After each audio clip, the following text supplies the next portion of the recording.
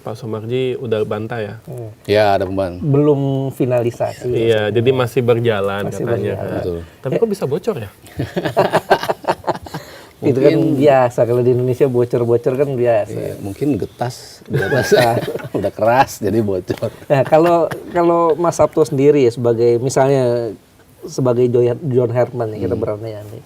Dengan 3 kesalahan fatal yang dilakukan Ridho kemarin di Piala AFF, kira-kira bakal manggil Ridho lagi nggak tuh coret? Atau kasih dengan alasan gue kasih dia break dulu lah dari timnas biar dia mikir dulu atau dia cooling down dulu.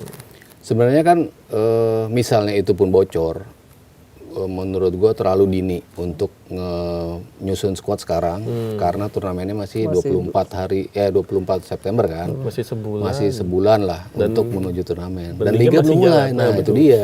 Lu kan harus lihat Ridho bisa bounce back nggak ketika tampil di Liga. Itu kan harusnya bisa menjadi parameter juga dari pelatih itu untuk bisa melihat enggak itu benar-benar kemarin cuman blip doang lah kemarin dia main kurang bagus gitu. Tapi kan dia standarnya sebetulnya ada di sini gitu kan, dan kita semua tahu lah dia bisa step up seperti itu kan dalam berapa tahun ke belakang kan kita ngelihat progres dia lah ya, dari berpasangan dengan siapa ya progresnya naik terus gitu.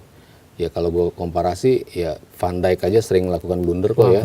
Parah itu. Lisandro Martinez juga berapa kali bikin blunder ya. Ruben Dias lah di City juga bikin blunder juga. Maksudnya nggak lepas dari blunder lah pemain bola itu. Jadi wajar aja kalau beberapa pertandingan lo mendapatkan hari yang buruk gitu, dan itu yang kejadian. Cuman ya itu kalau lo terlalu dini untuk bisa menyusun squad akhirnya menjadi rame kan. Loh Liga aja belum mulai, lo belum melihat ini pemain bounce back nggak untuk Liga, untuk bermain setelah lo gagal kemarin bisa nggak dia bisa main bagus lagi gitu. Itu kan masih ada at least 2 pertandingan lah ya, sebelum pertandingan untuk dan penting juga pertandingan keduanya kan lawan Persib. Ya, Persija Persib. Persija Persib.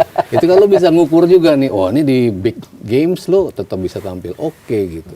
Dan kalau memang udah fix memang final squad itu jadinya nggak fair dong buat pemain yang ternyata dicoret tapi kan dia masih bisa membuktikan diri kan sebenarnya. Ya, makanya kayaknya kata-kata Pak Marji yang harus ngomong tuh kayaknya menjadi kunci bahwa bisa aja nanti Rizky Ridho tetap ada di situ. Dan dari bocoran kalau mengacu ke bocoran itu hanya ada 5 pemain yang lahir di Indonesia. Iya, kalau lahir sih 6 ya. Oh ya, Karena Emil kan 1. lahir di Indonesia juga. Oh iya, kalau nambah itu ya. Kalau ya istilahnya hanya ada 5 pemain lokal. Lokal lah istilahnya. Istilah lokal. Karena kalau lahir kan Emil lahir di Lombok kan. Itu pertanda apa itu? Pertanda kolam lokal kita memang masih belum bisa mensuplai pemain yang cukup bagus untuk dijadikan talent pool gitu. Emang itu PR besar kita lah, harus kita akuin lah ya. Gue tuh akan selalu iri dengan sepak bola Thailand, dengan sepak bola Vietnam dari dulu gue bilang. Karena gue berapa kali gue sering cerita lah ketemu pemain-pemain junior Thailand dari tahun 2010-an tuh mereka udah terafiliasi di klub-klub utama mereka gitu loh. Padahal 2010 kan berarti kan kita ketinggalan berapa? 14 tahun kan kita baru punya EPA 2014 ya.